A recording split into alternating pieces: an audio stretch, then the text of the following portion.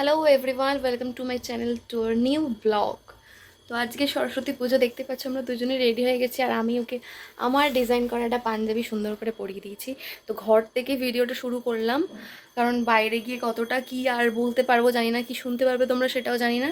চো let's go. সারাদিন আজকে তো প্রথমটা আমি ভিডিও শ্যুট করেছিলাম নিজের গলাতেই, তারপর আমি ভয়েস ওভার দিচ্ছি। এখানে সরস্বতী পুজোর দিন সকালবেলায় প্রথমে আমি আমার ছোট্ট সরস্বতীকে একটা গাঁদার মালা দিয়ে পুজো করে নিয়েছিলাম। গোপুকে আর সরস্বতীর জন্য আমি একটা করে চকলেট কিনে এনেছিলাম, সেটাই দিয়ে দিয়েছিলাম। ভোরবেলা স্নান টান করে আমি প্রথমে ওদেরকে পুজো করে চলে এসেছিলাম অঞ্জলি দিতে, যেটার জন্য সবাই আমরা সকাল থেকে উপোস করে থাকি মাকে অঞ্জলি দেব বলে।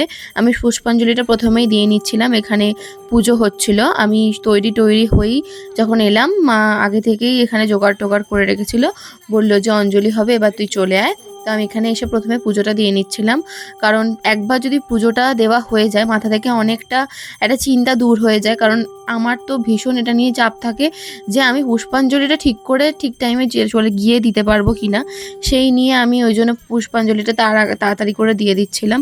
পুষ্পাঞ্জলির ক্লিপ আমি নিইনি, কারণ কি সবাই পুষ্পাঞ্জলি দিচ্ছিল, কেউ ক্যামেরা ধরার মতো ওখানে ছিল না। প্রথমে আমি পুষ্পাঞ্জলিটা দিইনি, তারপরে আমি এখানে প্রসাদ তোসাদ একটুখানি মুখে দিয়ে তারপর বেরিয়েছিলাম আমার বাকি জায়গায় ঘুরতে। আমি প্রতি বছরই আমার স্কুলে কলেজে সব জায়গায় যাই। এখানে মায়ের প্রতিমা দেখতেই পাচ্ছ, কত মিষ্টি প্রতিমা। এটা আমার আমার আগের আকাশ স্যারের বাড়িতে, এখানে আমি পুজো দিতে গেছিলাম। ওখানেই সবাইকে একটু দেখাচ্ছিলাম। প্রতি বছর আমি ওখানেই পুষ্পাঞ্জলিটা দিতে চেষ্টা করি। যখন আগে ছোটোবেলায় আমি ইংলিশ পড়তে যেতাম, সেখানে অভিজ্ঞতার বাড়িতেও যেতাম। এখন আর যাওয়া হয় না, কারণ কি অনেক জায়গাতে আমার পরপর যাওয়ার থাকে। এখানে এসে গেছিলাম আমার সবথেকে প্রিয় স্কুল, যেটা আমি ক্লাস 5 থেকে এখানে 10 পর্যন্ত মাধ্যমিক দিয়ে পাস আউট করেছি। আর এটা বলা যেতে পারে যে আমার একটা ইমোশনের জায়গা। সেখানেই আমি ঢুকছিলাম, সব স্মৃতিগুলো যেন একবার চাঙ্গা হয়ে যায়। এই বছরে একটা দিনই আমরা আমাদের স্কুলে ঢোকার সুযোগ পাই। অন্য দিনও যেতেই পারি, বাট অন্য দিন তো আর যাওয়া হয় না, এই দিনকেই আমরা যেতে পারি। ওর স্কুলে যাই, আমি আমার স্কুলে যাই, কারণ শ্রীদেবের স্কুল আমার স্কুলের পাশেই। ওর রামকৃষ্ণ, আমার তারাসুন্দরী ছিল, আমি তারাসুন্দরী স্টুডেন্ট ছিলাম অবশ্যই। আর এটা আমাদের সেই ছোট্টবেলার অফিস ঘর, এখনও কিছুই বদলায়নি, সেই কালারেই আছে স্কুলের, যে কালার আমি দেখেছিলাম। এখানে একটি দিদিমণির সাথেও দেখা হয়ে গেছিলো, একটু কথা বলছিলাম ওনার সাথেই। পুরনো দিদিমণিদের দেখলেও যে কি ভালো লাগে, দেখা হলো, ভালো লাগলো, কথা হলো। তারপরে উনি বলছিলেন, অন্যান্য ম্যামেরাও ছিল। তারপর আমি এগিয়ে যাচ্ছিলাম প্রতিমাটি দর্শন করতে। মা সরস্বতীকে তো দেখার খুবই ইচ্ছা ছিল, কিন্তু সবাই ওখানে এত ভিড় ছিল আর জুতো খুলে যেতে হতো। একবার জুতো খুলে গেলে বুঝতে পারছো এই ভিড়েতে তোমার জুতো পাওয়ার সম্ভাবনা কিন্তু খুবই কম। তাই জন্য আমি আর সেই রিস্কটা নিলাম না, আমি এখান থেকেই মাকে দর্শন করলাম। আর যারা পুজো দিচ্ছে তারাই ওখানে ছিল, তাই আমি আর ভিড় বেশি করিনি। তারপর আমি বাইরের দিকে চলে এসেছিলাম, কারণ অন্যান্য আমাদের ছোট মাঠটার ওই দিকে তোমার সব কিছু সাজানো হয়েছিল। চুনেরা যে সমস্ত জিনিস হাতের কাজ জমা দেয়, সেগুলো ঘরে ঘরে সুন্দর করে দেয়ালে, বেঞ্চে আমরা এক্সিবিশনের মতো করে প্রতি বছরই, আমি যখন ছোট ছিলাম তখনও দেখেছি, এখনও দেখছি। আর দেখতেই পাচ্ছ কত কত ছোট ছোট সরস্বতী এখানে ঘুরছে। আমরা এখান থেকে দাঁড়িয়ে দেখছিলাম, কারণ কি এত ভিড়, কোন দিকে যে কে যাব সেটাই বুঝতে পারছিলাম না। ওকে দাঁড় করিয়ে আমি ঘরগুলোতে ঢুকেছিলাম, আমি জিনিসগুলো দেখছিলাম যে কে কীরকম কী সাজিয়েছে, কি কি ওখানে আছে। অনেকে মাটির থালায় দেখলাম ডিজাইন করে দিয়েছে, কুলোয় ডিজাইন করেছে। এগুলো যেহেতু আমি নিজেও করি, সেই জন্য আমার তো দেখতে ভীষণ ভালোই লাগছিল। ভীষণ সুন্দর সুন্দর ফ্লাওয়ার ভাস বানিয়েছে, নানান রকমের। আর ছোট্ট ছোট্ট মেয়েগুলো যারা হলুদ শাড়ি পরে ঘুরছে, আমার তো দেখতে ভীষণ মিষ্টি লাগছিলো, ভীষণ কিউট। আর এখানে একটা দেখছো ভলক্যানো বানিয়েছে, বিল্ডিং বানিয়েছে, আমাদের স্কুলের বিল্ডিংটাকে বানিয়েছে ছোট মডেল হিসেবে। এগুলো দেখতে খুবই ভালো লাগে। আঁকাগুলো তো ভীষণই সুন্দর ছিল, এগুলো আমি দেখতে ভালোবাসি, কারণ নিজেও আমি যেহেতু একটা এই আঁকারই শিল্পী, এর সাথেই যুক্ত আছি, তাই জন্য আমার এগুলো দেখতে ভীষণ ভালো লাগে। আর ছোট্ট ছোট্ট বাচ্চারা ছোট্ট ছোট্ট হাতে কাজ করেছে, এটা থেকে তো অ্যাপ্রিসিয়েটই করা উচিত। দুবার আমারও একটা আঁকা একটা গল্প ম্যাগাজিনে বেরিয়েছিল, আর সেই কনসেপ্টে আমি আবার একটা আঁকা তোমাদের সামনে খুব তাড়াতাড়ি আনবো। যাই হোক, তারপর আমরা এসে গেছিলাম রামকৃষ্ণ স্কুলে, একটুখানি দূরে। ওর স্কুলের সামনে দেখতেই পাচ্ছ, যেহেতু ছেলেদের স্কুল, প্রচুর প্রচুর বাইক রাখা ছিল। সবাই সবার বাইক নিয়ে স্কুলের ভেতরেই ঢুকে পড়েছে, আমরা তো যেতেই পারছিলাম না।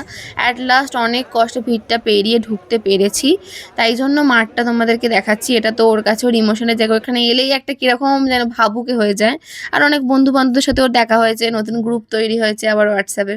যাই হোক, তবু দেখে ভালো লাগলো যে মানে তার এখনো তারা সুন্দরীর পাশে রামকৃষ্ণ এত সুন্দর করে আছে, সাজায়, খুবই ভালো লাগে।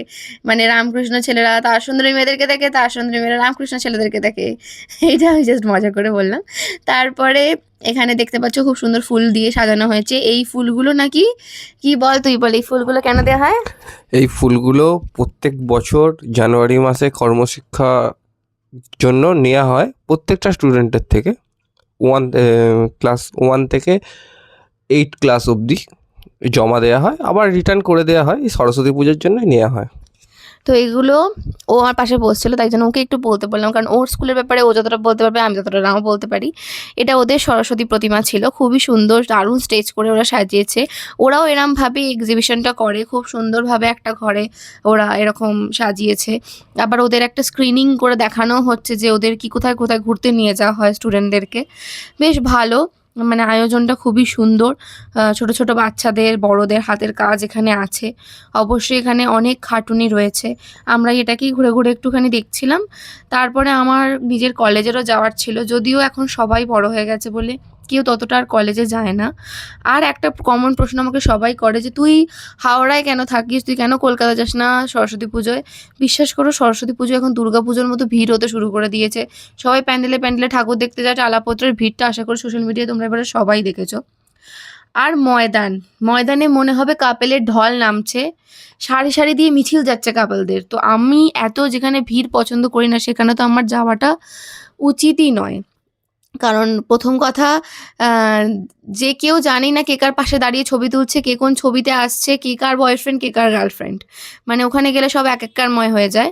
তো সেই জন্য আমি প্রত্যেক বছরই পুষ্পশ্রীতে একটা করে সিনেমা দেখতে যাই। আর পুষ্পশ্রীতে সিনেমা দেখতে যাওয়া মানে এটাও অনেকে বলে যে অন্য কোনো সিনেমা হল নয় কেন, পুষ্পশ্রী কেন? তো এই উত্তরটাও আমি দিয়ে দিই একটুখানি। পুষ্পশ্রী হচ্ছে আমার ছোট থেকে দেখতে যাওয়া সিনেমা হল, যেখানে আমি একদম 7-8 থেকে যাওয়া শুরু করেছি। মানে কারণ কলকাতায় যাওয়ার পারমিশন তখন ছিল না, তাই এখন আমার ওখানেই যেতে ভালো লাগে, কারণ প্রেমটা ওখান দিয়েই শুরু, ওখানেই সিনেমা দেখতে যাই।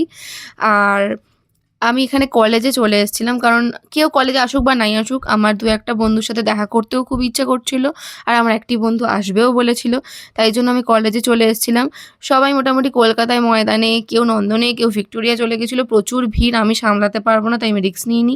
আমি কলেজের পুজোটি দেখতে প্রত্যেক বছর আসি, এবছরও এসেছিলাম। কারণ আর 2 দিন পর কলেজ থেকেও আমরা সবাই চলে যাব, পাস আউট হয়ে যাব। তখন হয়তো এইগুলোতে আসা হবে না, তখন আর নিজের কোনো স্কুল কলেজ যেখানে আমি প্রেজেন্ট পড়ি সেসব সব কিছু থাকবে না। তাই যতদিন প্রেজেন্ট আছি ততদিন প্রেজেন্টভাবে আসাটাই আমি ভালো মনে করি।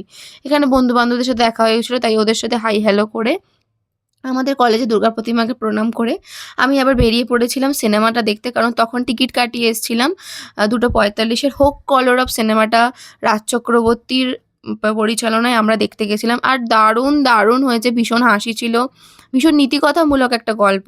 আমি কলেজে পড়ি, তাই অবশ্যই এই কলেজের একটা কনসেপ্টের গল্প আমার তো ভালো লেগেছে। এটা অ্যান্টি র্যাগিংয়ের ব্যাপারে একটা গল্প ছিল। তোমরা সবাই দেখো, আশা করি তোমাদেরও ভালোই লাগবে। অনেক দিন পর এই ধরনের একটা সিনেমা, যে কোনো কিছু রাজনীতিকে, যে কোনো কিছুকে পেরিয়ে হয়েছে, খুব ভালো লাগলো দেখে। তোমরা সবাই দেখে জানিও যে তোমাদের কীরকম লাগলো।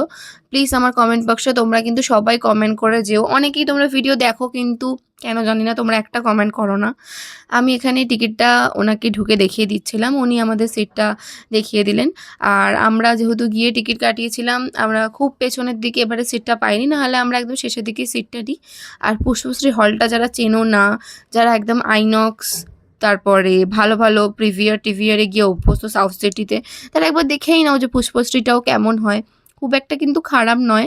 আগের মতো পুষ্পশ্রী আর নেই যে লোকে মাটিতে বসে সিনেমা দেখে, সিটি মারে, জুতো ছোড়ে, মালা ছোড়ে, টমেটো ছোড়ে, এরম আর হয় না।